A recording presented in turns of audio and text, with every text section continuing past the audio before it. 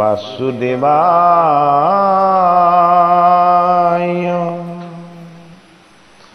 जन्मनैस्यायतुमन्नयदितरते चट्टे सविज्ञासरत् तेने ब्रह्महिदायदिकमये मुह्यन्ति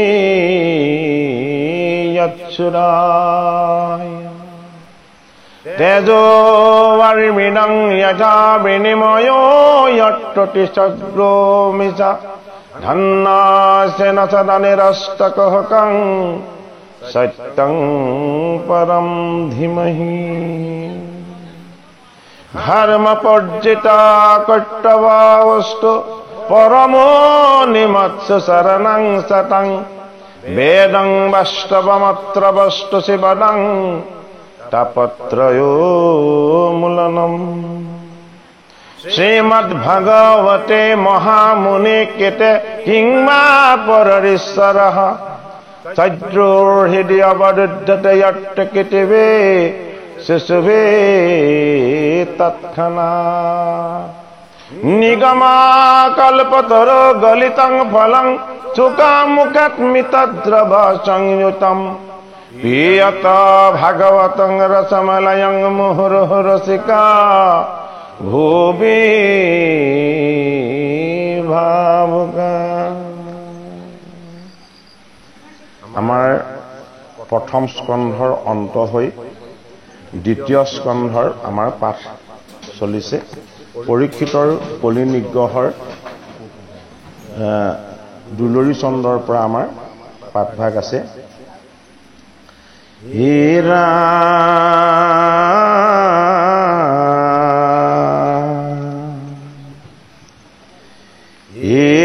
কৃষ্ণ কথা শুনি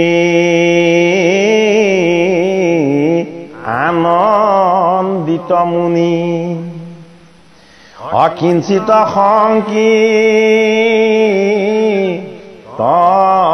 মনে এ যদি গোবিন্দৰ লীলা চৰিত্ৰ হে অন্ত নপায়ে পূজনে। অকণমান থাকি গৈছে দেই, ৰ'ব।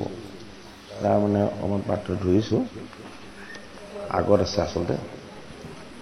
নহয়, ভগৱানৰ লীলা অৱতাৰ আগত আছে, হয় নহয়? বিভূতি বৰ্ণন এইফালেহে হ'ব দেই, এইফালেহে হ'ব। কৃষ্ণ কৃষ্ণ।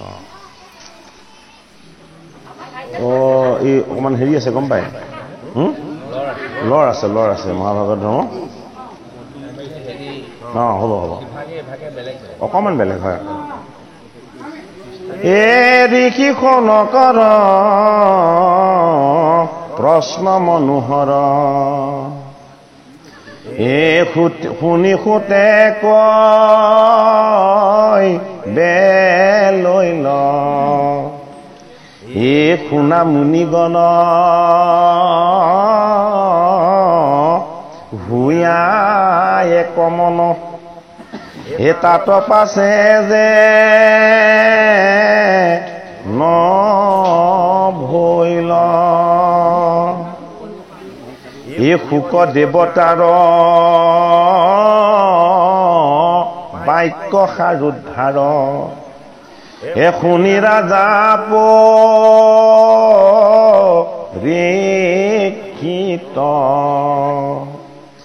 এ কৃষ্ণৰ চৰণে হে একান্ত যতনে অনিষ্কামে ধৰি লাচিত হে ভাৰ্যা পুত্ৰ ধন শৰীৰ স্ৰজন এ ৰাজ্য দিয়া নোজত এ সবাৰো মনত এৰি আশুকত এ পুচিলা ঈশ্বৰ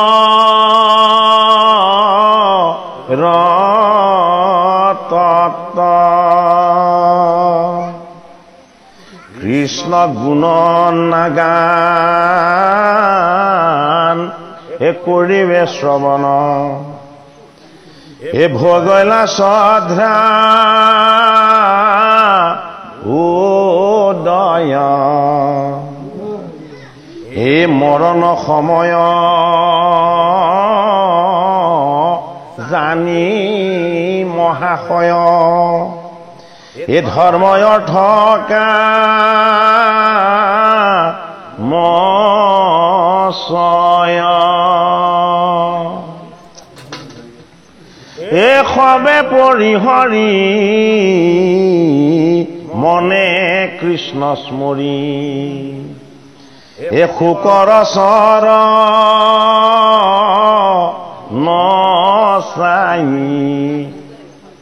এ কীৰ্তনজলি ধৰি আতি মৃদু কৰি এ বিনাৱন্ত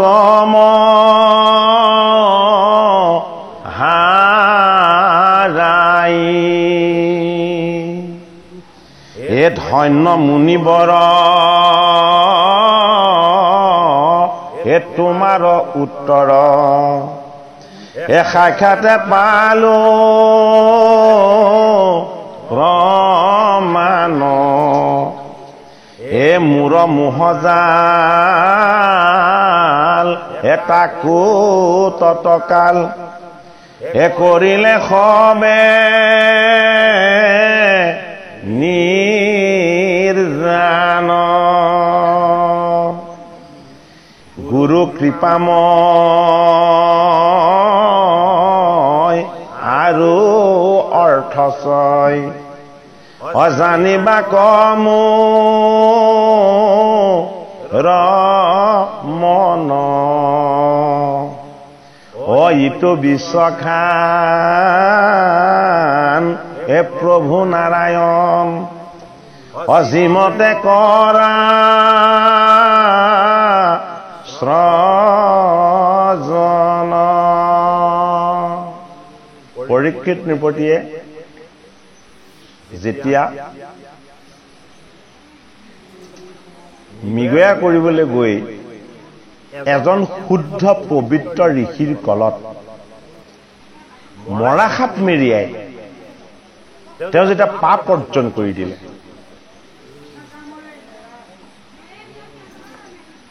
ধ্যানস্থ আনন্দত ৰমণ হৈ কৃষ্ণ তত্ত্বত প্ৰৱেশ হৈ থকা সমীক স্বৰূপ সেই দিব্য সাধনাত ৰমণ হৈ থকা সেই যোগীজনক ঋষিজনক তেওঁ যেতিয়া কটুবাক্য প্ৰয়োগ কৰি দিলে,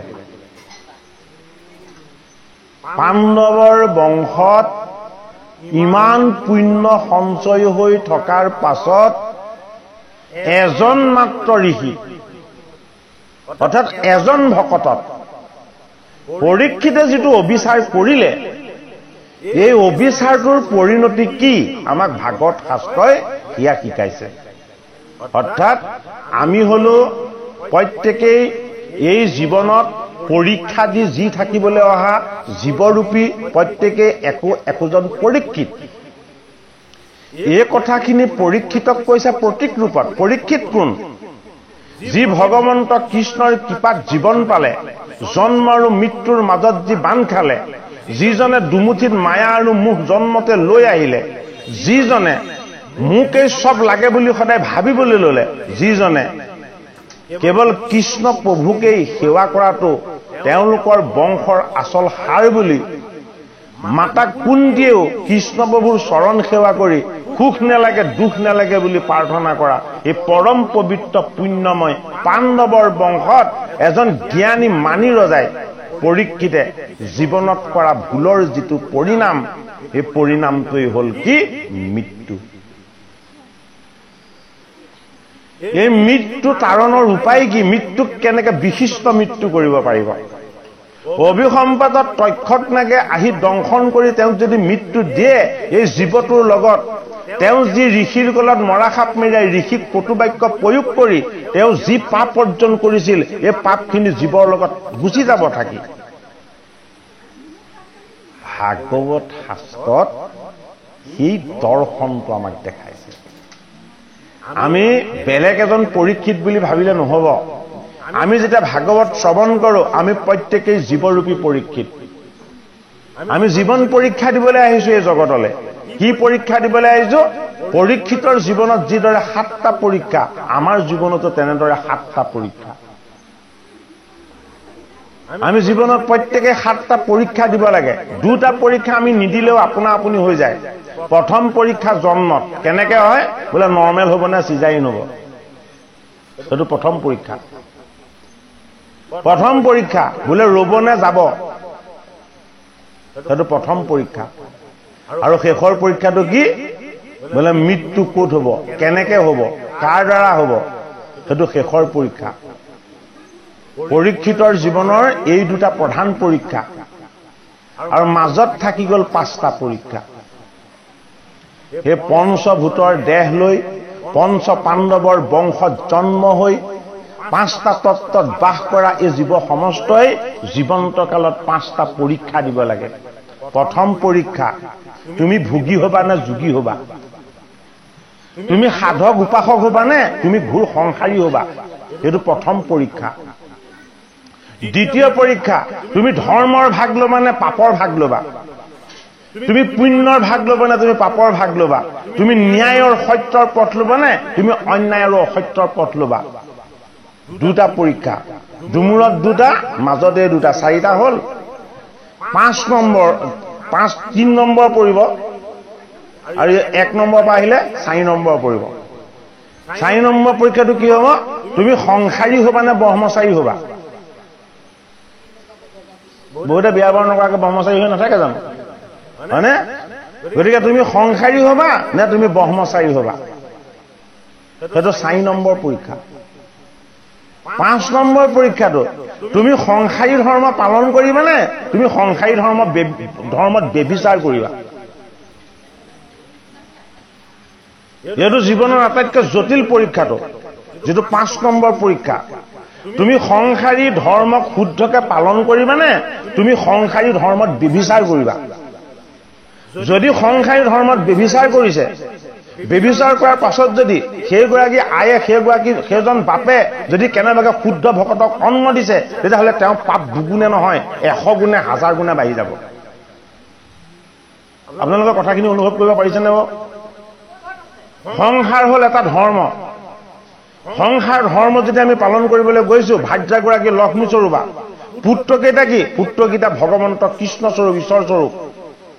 সিহঁতৰ প্ৰতি পুত্ৰ প্ৰেমেই নহয়, পুত্ৰ কন্যাৰ প্ৰতি ঈশ্বৰৰ নিচিনা প্ৰেম ৰাখিব লাগিব। ভাৰ্যাৰ প্ৰতি লক্ষ্মী স্বৰূপা জ্ঞান ৰাখিব লাগিব। ভাতৃৰ প্ৰতি ৰাম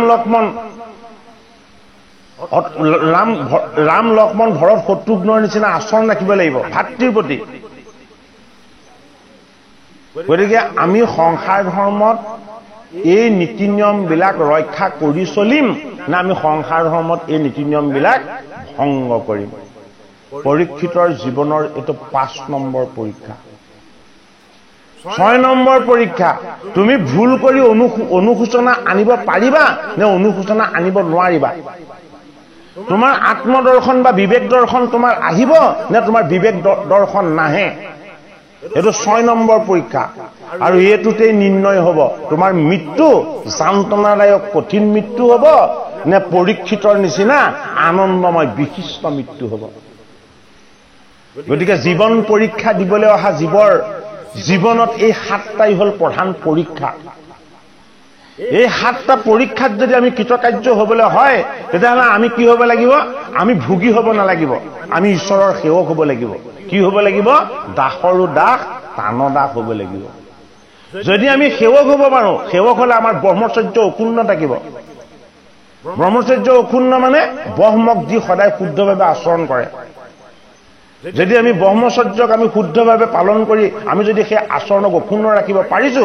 তেতিয়াহ'লে আমি সংসাৰ ধৰ্ম শুদ্ধকে কৰিব পাৰিম সংসাৰক আমি ধৰ্ম হিচাপে ল'ম সংসাৰ ধৰ্মৰ পাছত আকৌ বেলেগৰ মাইকীৰ পাছত বেলেগৰ গাভৰু ছোৱালীৰ পাছত পুৰুষ হলে দৌৰি ফুৰিব নালাগে ঠিক সেইদৰে নাৰী হলেও বিবাহিত হোৱাৰ পাছত নিজৰ পতিকে ঈশ্বৰ জ্ঞান কৰিব লাগে বেলেগ পুৰুষৰ প্ৰতি কেতিয়াও দৃষ্টি দিব নালাগে কিন্তু আজি জগতত সংসাৰত কি হৈছে যিটো হ'ব লাগে সেইটো নোহোৱা হৈছে যিটো নহ'ব লাগে সেইটো হোৱা হৈছে আমাক বহুত জনে প্ৰশ্ন কৰে আপোনালোকে দিনে ৰাতিয়ে ভাগৱত কৰিছে ভাগৱতৰ চৰ্চা কৰিছে ভগৱন্তৰ গুণগান কৰিছে অথচ জগতখনত কিয় পুণ্য হোৱা নাই কিয় ধৰ্ম হোৱা নাই আৰে এই সংসাৰখনত এই জগতখনত এজনে ধৰ্ম কৰি ধৰ্ম প্ৰতিষ্ঠা কৰিব পাৰিব জানো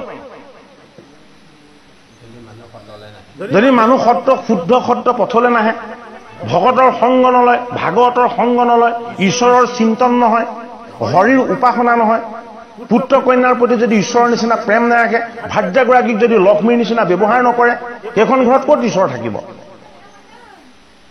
নামঘৰত গৈ ধূপ চাকি দুডাল জ্বলাই ভগৱান মোক উদ্ধাৰ কৰা বুলি ক'লে আপুনি গোটেই জীৱনটো পাপেই কৰিব অন্যায় কৰিব আপোনাৰ ভগৱানে ধাৰ খাই থোৱা নাই নহয় আপোনাক উদ্ধাৰ কৰি দিব পৰীক্ষিত নামৰ এটি জীৱৰ দ্বাৰা কি কৰি দেখুওৱা হৈছে ভগৱন্ত কৃষ্ণৰ চৰণ গংগাৰ জল এই ভূমিভাগলৈ বোৱাই আনিছে কেনেকৈ বোৱালে 6 নম্বৰ পৰীক্ষাটো এই পৰীক্ষিতৰ জীৱনৰ আটাইতকৈ ডাঙৰ পৰীক্ষা 6 নম্বৰ পৰীক্ষাটো কি আত্ম অনুশোচনা আত্মবিচাৰ আত্মসংস্কাৰ আৰু আত্ম অনুভৱ পৰীক্ষিতে সেইদিনা মৃগয়াৰ পৰা ঘূৰি আহি নিজৰ গৃহধামত বহি হীৰৰ মুকুটটো খুলি লৈ তেওঁ নিজেই নিজক প্ৰশ্ন কৰিলে যে পৰম পবিত্ৰ পাণ্ডৱৰ পুণ্যময় বংশৰময় পবিত্ৰ নাতি আমাৰ পিতামহসকলৰ লগত বাসুদেৱ কৃষ্ণ সদায় আছিলে এই পুণ্যময় বংশৰ মই এজন নাতি হৈ মোৰ হীৰত ধৰ্মৰাজ যুধিষ্ঠিৰে ধৰ্মৰ মুকুট পিন্ধাই দিছিলে মই ধৰ্ম ৰক্ষাৰ কাৰণে আজি কি কাম কৰিলো পৰীক্ষিতে দেখিলে যে গোটেই দিনটো ধৰ্ম ৰক্ষা নহয় ধৰ্ম তেওঁ নষ্ট কৰিলে প্ৰথম ধৰ্ম নষ্ট কৰিলে তেওঁ ৰজা তেওঁৰ একো কমি নাই তেওঁ জীৱৰ প্ৰতিয়ে নহয় জগতৰ প্ৰতি এটা প্ৰেম থাকিব লাগে তেওঁ অৰণ্যত থকা এই মায়াৰূপী মৃগগীতাৰ পাছত তেওঁ দৌৰিব লগা হ'ল প্ৰথম পাপ জীৱ হিংসাতকৈ ডাঙৰ পাপ নাই জীৱ হিংসাৰ প্ৰতি মন অনাৰ লগে লগে তেওঁ মনটো অপবিত্ৰ হৈ গ'ল তেওঁ নিজে সেইখিনি অনুভৱ কৰিছে যে মই উপবিত্ৰ মনক পবিত্ৰ কৰিবৰ কাৰণে ভগৱন্ত প্ৰভুৱে মোক এজন সাধন সিদ্ধ ভকতৰ ওচৰলৈ নিছিলে জল বিচাৰি মই মায়াৰ জলত ডুব গৈ আছো তেওঁ ভক্তিৰ জলত লীন গৈ আছে মৃগৰ পাছত দৌৰা মানে মায়াৰ জলত সাধনাত ৰত হৈ থকা মানে ভক্তিৰ জলত গতিকে মায়াৰ জল আৰু ভক্তিৰ জল কেতিয়াও একেলগ হ'ব নোৱাৰে সেইটো কাৰণে কি হৈ গ'ল সমীক ঋষিক মই ৰজা তুমি ব্ৰাহ্মণ মই ক্ষত্ৰিয় তুমি মোতকৈ বহুত ওপৰত গতিকে তুমি মোক আওকাণ কৰিছা তুমি মোক ভেদ দেখিছা এই বুলি তেওঁ সমীক ঋষিক কটু বাক্য প্ৰয়োগ কৰিলে এই কটু বাক্যৰ পৰাই পাপ উৎপত্তি হৈ বেছি হৈ গ'ল এই পাপৰ পৰিণতি তেওঁৰ মুখৰ বাক্যতে মৰাখাপ সৃষ্টি হ'ল সেইটো মৰাখাপ ক'ৰ পৰা আহিলে তালে পৰীক্ষিতৰ উপবিত্ত বাক্যত সৃষ্টি হোৱা সেইটো পাপৰূপী মৰাখাপ সেইটো কাৰণে আমাকো শিকাইছে আমি যাতে উপবিত্ত বাক্য নাৰাখো আমি যাতে গ্ৰাম্য কথাত বেছি গুৰুত্ব নিদিওঁ আমি যাতে পৰ চৰ্চা পৰ নিন্দা পৰৰ যিবিলাক খলখুৱেলি আমি সেইবিলাকক যাতে আমি আলোচনা নকৰোঁ কি হয় সেইবিলাক কথা পাতিলে আমাৰ নিজৰ পাপ সঞ্চয় হয় সেইটো কাৰণে আমি ভগৱত কথা পাতিব লাগে, গীতাৰ কথা পাতিব লাগে, গোবিন্দ কৃষ্ণৰ যে অমৃতময় চৰিত্ৰ, এই চৰিত্ৰৰ কথা পাতিব লাগে, হয়নে? এইখিনি কথা পাতিলে আমাৰ কি হয়? আমাৰ পুণ্যৰ ভাগ লাভ হয়। পৰম পবিত্ৰ পাণ্ডৱৰ নাতিয়ে এইবাৰ আত্ম অনুশোচনাত নিজেই দগ্ধ হল। কি কৰিলে? হে দৈৱকী নন্দন কৃষ্ণ, মই যিমান পাপ কৰিলো ইমান পাপ পৃথিৱীয়ে সহ্য কৰিব নোৱাৰে। তুমি কি কৰা? তুমি মোৰ এই পাপময় দেহটো এতিয়া জ্বলাই ভস্ম কৰি দিয়া। প্ৰথম অনুতাপ, প্ৰথম অনুশোচনা। 6 নম্বৰ পৰীক্ষাটোত পৰীক্ষিত ছাকচেছ হৈছে, কৃতকাৰ্য হৈছে। 6 নম্বৰ পৰীক্ষাটো কি? আত্ম অনুশোচনা, আত্ম সমালোচনা। যেতিয়ালৈকে আমি আত্ম অনুশোচনা নকৰিম, আত্ম সমালোচনা নকৰিম, আমাৰ যেতিয়া আত্মজ্ঞান যেতিয়ালৈকে আমাৰ লাভ নহব, তেতিয়ালৈকে আমি কি হ'ব নোৱাৰিম? ভগৱন্তৰ চৰণৰ দাস হ'ব নোৱাৰিম। পৰীক্ষিতে কৰি লোৱা যিমান পাপ আছিলে সমস্ত পাপ কৃষ্ণৰ চৰণত অৰ্পণ কৰিলে। তুমি মোৰ এই পাপময় দেহাটো জ্বলাই দিয়া, তুমি মোৰ যিমান অনিষ্ট কৰিব লাগে, ৰাজ্যৰ সা সম্পত্তি যত যিমান আছে সকলোবিলাক তুমি ভস্ম কৰি দিয়া। এইবিলাকৰ কাৰণে মই পাপ কৰিছিলো, হয়নে? তুমি মোক তোমাৰ চৰণত থাপি লোৱা। মই তোমাৰ চৰণৰ বাহিৰে বেলেগত মই ক'তোতে যাবলৈ ইচ্ছা নকৰো। মই যিমান পাপ কৰিলো এইখিনি পাপ একোৱে বহন কৰিব নোৱাৰে। হে দৈৱকী নন্দন কৃষ্ণ, মোৰ দ্বাৰা যিখিনি পাপ সংঘটিত হল, কৰ্তা হিচাপে কিজানি তুমিয়েই কৰাইছা। ক'ত বিচাৰিব লাগে উৎসটো? ভগৱন্ত কৃষ্ণত বিচাৰিব লাগে। তুমিয়েই জগতৰ নায়ক, তুমিয়েই প্ৰতিটো কৰ্মৰ কৰ্তা। গতিকে মই যি পাপ কৰিলো, হে প্ৰভু, কিজানি এই পাপ তুমিয়েই কৰালা। গতিকে মোৰ যি পাপ হলে পাপবিলাক মোচন হ'ব লাগিব। মোক নেলাগে সংসাৰ, নেলাগে গীত, মোক নেলাগে ৰাজ সিংহাসন, মোক নেলাগে ৰাজ আভৰণ, নেলাগে মোক ভোগ, নেলাগে মোক বিলাস। মোৰ 7 দিনতে যেতিয়া মৃত্যু হ'ব, অন্তিম সময়ত কেৱল মোৰ কাম্য হে দৈৱকী নন্দন কৃষ্ণ, তোমাৰ দুখনি অৰুণ চৰণ। এইজন পৰীক্ষিতে, সেইজন বৈষ্ণৱ পৰীক্ষিতৰ কথা ঋষি সমস্তই প্ৰশ্ন কৰিছে। নৈমিষ অৰণ্যত, নৈমিষ ক্ষেত্ৰত সত্ৰপাতি ঋষি সমাজে যে ভাগৱত কথা শ্ৰৱণ কৰিছে, শৌনকাদি সহস্ৰ ঋষিয়ে খুদ ভগৱানক সুধিছে যে হে আমাৰ গুৰু ভগৱান, আপুনি আমাক এতিয়া বিষ্ণুৰ বৈষ্ণৱৰ কথা কওক। অৰ্থাৎ বৈষ্ণৱৰ কথা শুনিলেহে বিষ্ণুৰ পুণ্যৰ ভাগ লাভ হ'ব। পৰীক্ষিতে যি আত্ম সমালোচনা কৰিলে, আমিও এতিয়া আমাৰ অন্তিম সময় আহি পাইছে বুলি আমি ভাবি আমিও আমাৰ আত্ম সমালোচনা কৰিব লাগিব। আমিও আমাৰ নিজৰ পাপবিলাকৰ বিষয়ে আমি চিন্তা কৰি ভগৱন্তৰ চৰণত আমি সমস্তখিনি অৰ্পণ কৰি ভগৱন্তৰ চৰণত আমি কি কৰিব লাগিব? আশ্ৰয় ল'ব লাগিব। ভগৱন্তৰ চৰণত যদি আশ্ৰয় লয়, ভগৱন্তৰ চৰণত আশ্ৰয় লোৱাৰ সিদ্ধান্তটো ভাগৱতে দিছে। বোলে কি? কৃষ্ণই আহি তোমাক চৰণ দুখন কেতিয়াও পাতি নিদিয়ে। তুমি প্ৰথম আশ্ৰয় ল'ব লাগিব কৃষ্ণৰ বৈষ্ণৱৰ ওচৰত। বৈষ্ণৱ কোন? বৈষ্ণৱ হল 7 সহস্ৰ ঋষি, বৈষ্ণৱ হল পৰম পবিত্ৰ ব্যাস নন্দন সুখদেৱ ভগৱান। এই সুখদেৱ ভগৱান গংগাৰ পাৰলৈ অন্তিম সময়ত ঋষি সমাজক প্ৰশ্ন সুধি যেতিয়া পৰীক্ষিত শুদ্ধ উত্তৰ নেপালে, তেতিয়া গংগাৰ পাৰলে কোন আহি গল? নিত্যৰত হৈ দিগম্বৰ বেশত, আনন্দময় হৈ কৃষ্ণৰ ৰূপত, অকুঞ্চিত কেশ, আয়ত লোচন, অৰুণ চৰণ, হয়নে? মুখত দিশত হাঁহি সৰ্বদা তেওঁ কি কৰে? কেৱল ভগৱান কৃষ্ণৰ গুণ কীৰ্তন কৰি কৰি আনন্দময় নিত্যত ৰমণ হৈ থাকে।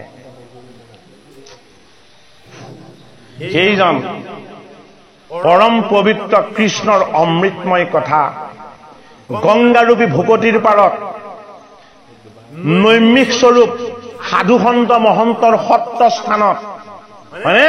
গুৰুজনাই প্ৰতিষ্ঠা কৰা পুণ্যধাম আমাৰ এই নামঘৰত এই ভাগৱত কথা শ্ৰৱণ কীৰ্তন হয়, হয়নে? যি ভাগৱত কথা শ্ৰৱণ কৰি ভগৱন্তৰ পুণ্যৰ ভাগ লাভ কৰি পৰীক্ষিতে মৃত্যুক কি কৰিব পাৰিলে? বিশিষ্ট মৃত্যুলৈ ৰূপান্তৰ কৰিব পাৰিলে। এইবাৰ পৰীক্ষিতৰ জানিবলৈ মন যোৱা নাই তেওঁ ককাসকলৰ বিষয়ে। এইবাৰ পৰীক্ষিতৰ জানিবলৈ মন যোৱা নাই তেওঁ পুত্ৰ আৰু ভাৰ্যাৰ বিষয়ে। এইবাৰ পৰীক্ষিতৰ জানিবলৈ মন গল যে যি সৃষ্টিৰ মাজলৈ আহি মই এটা জীৱ হৈ মই ইমান মহাপাপ কৰিছিলো, হে মোৰ গুৰু ভগৱান, আপুনি মোক এই সৃষ্টিখননো কোনে ৰচনা কৰিছে? যিখন সৃষ্টিলে আহি মই পাপ সংগঠিত কৰিব লগা হ'ল, এই সৃষ্টিৰ আচল ৰহস্য তত্ত্বনো কি? আপুনি মোক প্ৰথমতে সেইটো বেকত কৰক। গুৰুজন গোবিন্দ, গুৰুজন জ্ঞান ভক্তি আৰু বৈৰাগ্যৰ আধাৰ, গুৰুজন গোবিন্দৰ সমস্ত তত্ত্ব। তেনেজন গুৰুৰ চৰণ আমি দুইখন হাতেৰে স্পৰ্শ কৰি শুদ্ধ ভক্তিৰূপী গংগাৰ জলেৰে সেইজন গুৰুৰ চৰণ আমি ধুৱাই, সেইজন গুৰুৰ চৰণৰ পবিত্ৰ জল আমি যেতিয়ালৈকে আমাৰ মস্তকত আমি ল'ব নোৱাৰিম, তেতিয়ালৈকে আমি কেতিয়াও ঈশ্বৰৰ চৰণ পাব নোৱাৰো। সেইটো কাৰণেই গুৰু সেৱা কোনে কৰিছে? প্ৰথম স্কন্ধত বেদব্যাসে কৰিছে। কাক? দেৱঋষি নাৰদক। গুৰু সেৱা কোনে কৰিছে? শৌনকাদি সহস্ৰ ঋষিয়ে কৰিছে। কাক? শুকমুনিৰ শিষ্য সুতমুনিক। গুৰু সেৱা কোনে কৰিছে? পাণ্ডৱৰ নাতি পৰীক্ষিতে কৰিছে। কাক? ব্যাসনন্দন শুকদেৱক। গুৰুৰ যদি সেৱা নহয়, গুৰুৰ যদি উপাসনা নহয়, গুৰুৰ যদি বন্দনা নহয়, তেতিয়াহ'লে এই ভাগৱত কথা কেতিয়াও চৈতন্য নহয়। সেইটো কাৰণে আমি কৃষ্ণত যদি ভক্তি কৰিবলৈ হয়, আমি গুৰুমুখী হ'বই লাগিব। গুৰুৱেহে আমাৰ জীৱনত সদ্গতি দিব। গতিকে এতিয়া আমাক কি ক'ব? পৰম পবিত্ৰ গুৰু ভগৱান ব্যাসনন্দন শুকদেৱে পৰীক্ষিতক এটা সৃষ্টিৰ বিষয়ে ক'ব। হে ভাগ্য আছে যাতো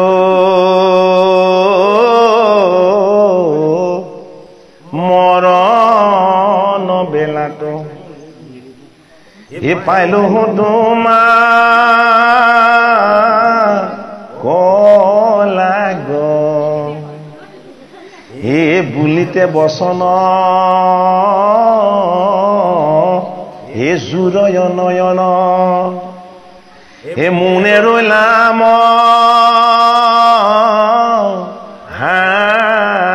ভাগ, এ সুত সৌনকত, এ সুতে সৌনকত, এ কন্ত হৰিহত, হে ৰাজাৰ কাকো শুনি, হে নমি কৃষ্ণ পাও ভূঞা প্ৰেম ভাম, হে কৈবে লৈ লাখো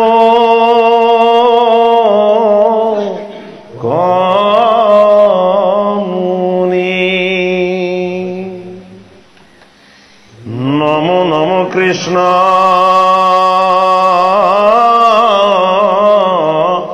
ভকতৰ ইষ্ট, হে পৰম ঈশ্বৰ ৰাম, হে সৃষ্টি স্থিতি অন্ত, হে কৰন্ত ধৰন্ত, হে যিটো বমায়া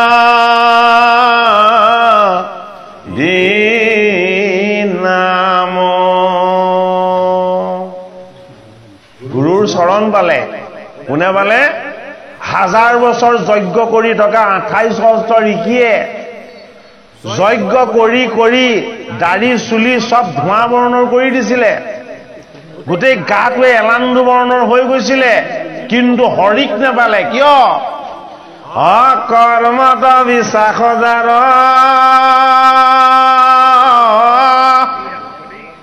হিয়া তথা কন্ত হৰি,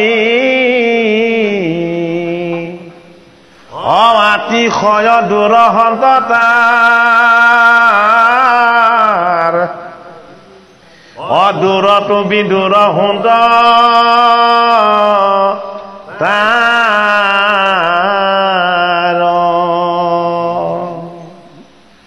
এই অহংকাৰ থাকন্তেও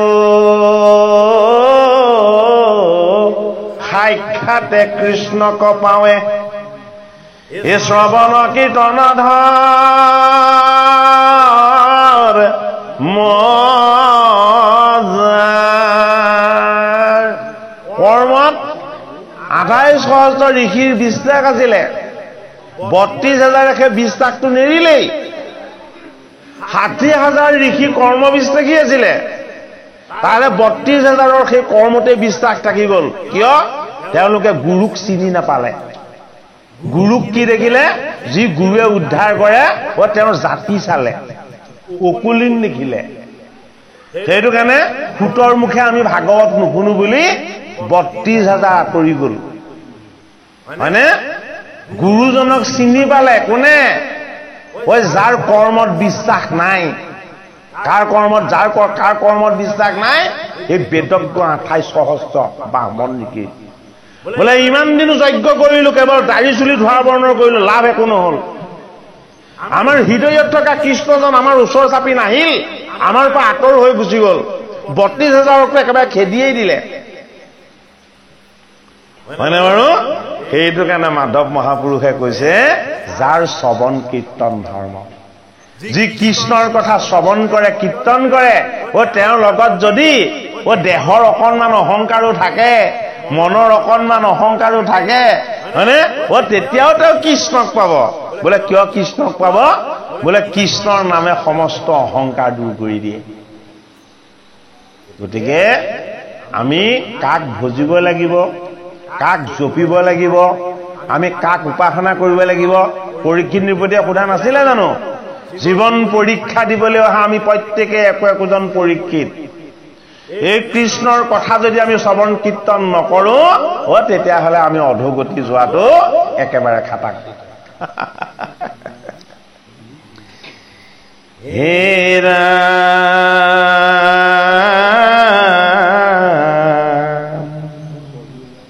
হে জীৱৰ হৃদিত হাকি প্ৰতিনিত এতে কেনে দে খেকে একান্ত ভকতে দেখন্ত সততে নমোহে ন কৃষ্ণ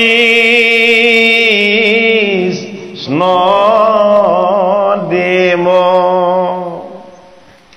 জীৱৰ হৃদয়ত থাকি প্ৰতি মুহূৰ্ততে কি কৰে দেখা নিদিয়াকে তেওঁ লুকাই থাকে সেইটো কাৰণে ভগৱান কৃষ্ণৰ এটা নাম কি গোপী কৃষ্ণ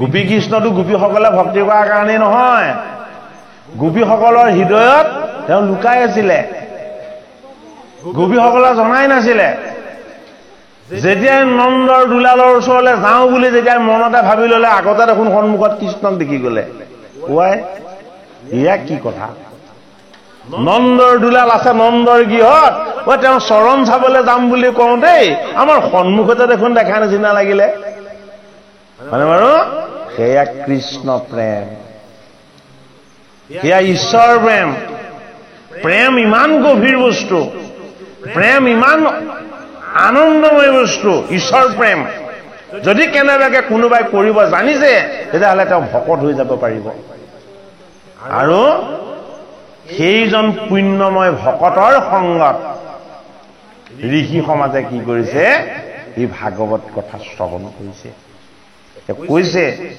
যে জীৱৰ হৃদয়ত প্ৰতিনিয়ত থাকি দেখা নিদিয়াকে তেওঁ অন্তৰ্ধান হৈ অন্তৰ্যামী ঈশ্বৰ হৈ থাকে কিন্তু হে পৰীক্ষিত নিপতি হে 28 সহস্ৰ সৌনকাদি ঋষি কি বুলি কৈছে যদি তোমালোক কৃষ্ণৰ একান্ত ভকত হ'ব পাৰা প্ৰত্যেকৰে হৃদয়ত থকা কৃষ্ণক তোমালোকে দেখা পাবা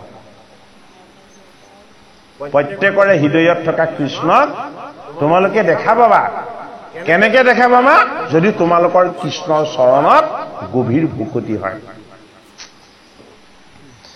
হে স্বধৰ্মী জনৰ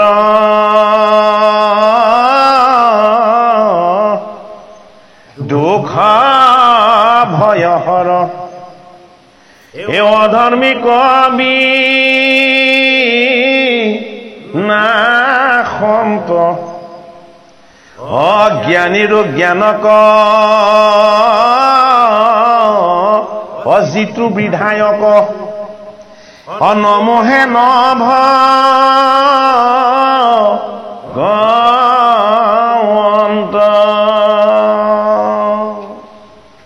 কি বুলি গুৰুজন সুকে প্ৰাৰ্থনা কৰিছে ঈশ্বৰক স্বধৰ্মী কোন স্বধৰ্মী পৰীক্ষিত কৃষ্ণই আজ্ঞা কৰিলে ধনুখন ধৰা আৰু যুদ্ধখন কৰা প্ৰথমতে কৈছিলে যুদ্ধখন হিংসা ধৰ্ম এখন কৰিব নালাগে বাসুদেৱে ক'লে নহয় তোমাক মই যুদ্ধ কৰিবলৈহে ক্ষত্ৰিয় বনাইছো হাত সাৱটি বহি থাকিবলৈ মই তোমাক ক্ষত্ৰিয় বনোৱা নাই তোমাৰ ক্ষত্ৰিয়ৰ বৃত্তি হ'ল তুমি যুদ্ধ কৰি এই জগতখনক ধৰ্মশীল কৰি ৰাখিব লাগিব অধৰ্ম অন্যায়বিলাক তোমাৰ যুদ্ধৰে সৈতে তুমি বিনাশ কৰিব লাগিব কৃষ্ণৰ আজ্ঞা মানে তেওঁ স্বধৰ্ম পালন কৰিলে অৰ্থাৎ এই জীৱনটো এখন যুদ্ধক্ষেত্ৰ এই জীৱনটো এই যুদ্ধক্ষেত্ৰত আমি নিজক প্ৰতিপালন কৰি যদি ৰাখিবলৈ হয় তেতিয়াহ'লে আমি আমাৰ জীৱনৰ কাৰণে জীৱিকা ৰূপী এটা বৃত্তি ল'ব লাগিব এই বৃত্তি সৎ হ'ব লাগিব এই বৃত্তিয়ে ঈশ্বৰৰ চৰণ সেৱা কৰিব লাগিব সেইটো কাৰণে আমি জন্মসূত্ৰে যিখিনি গুণ পাইছো যিটো বৃত্তিৰ কাৰণে সেই বৃত্তিটোক আমি শ্ৰদ্ধাৰে ল'ব লাগিব ব্ৰাহ্মণৰ বেদ অধ্যয়ন বাদ দি এজনে যুদ্ধ কৰিবলৈ গ'ল সেইটো কাৰণে শিৰচ্ছেদ কৰিলে দ্ৰোণাচাৰ্য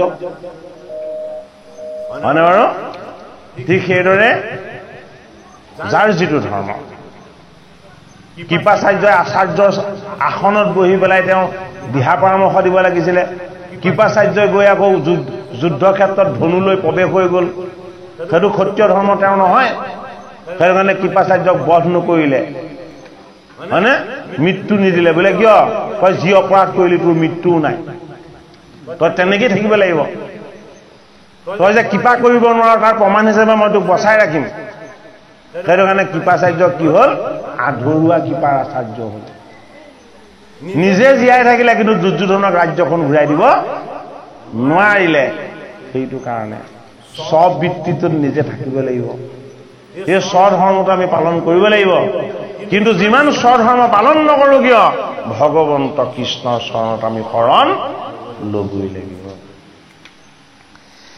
হে ৰাম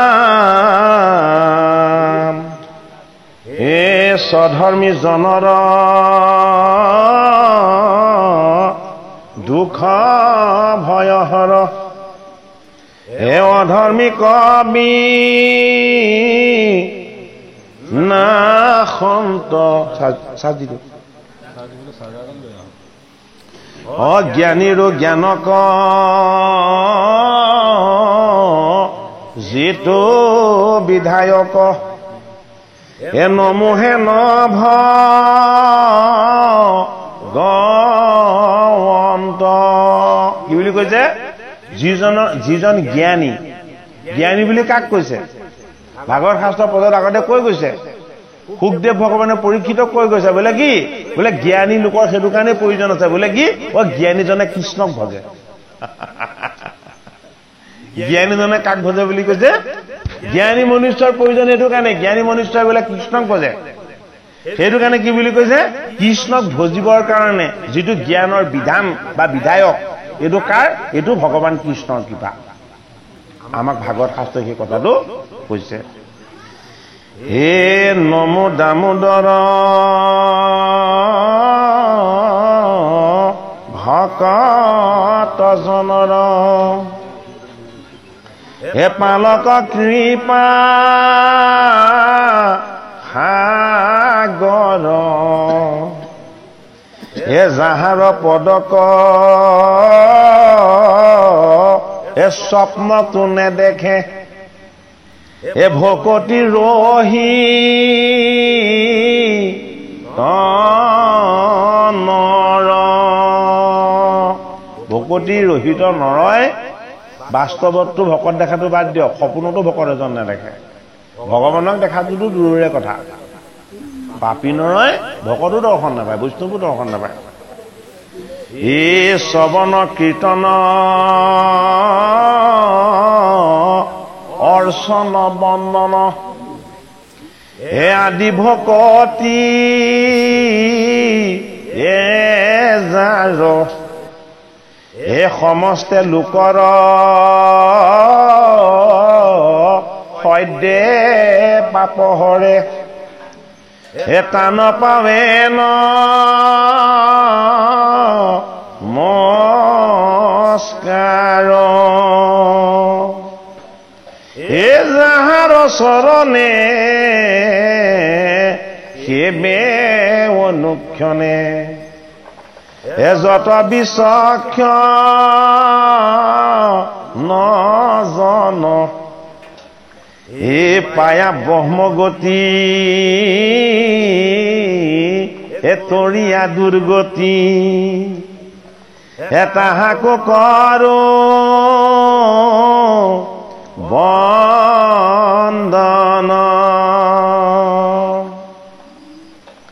ভক্তিহীনৰে